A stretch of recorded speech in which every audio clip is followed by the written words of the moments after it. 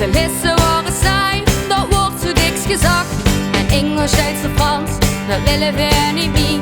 Laat ons gewoon examen doen in carnavalogie. Dus worden snel een nieuw idee geboren. Een eigen bal, dat kunnen we met scoren.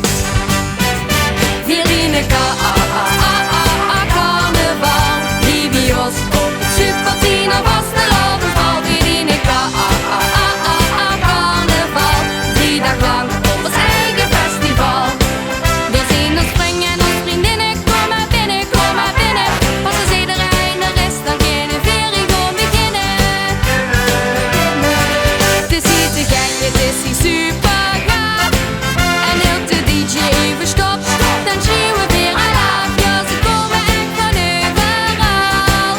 Maar ons gooit tegen Super-10 of vastelavondbal.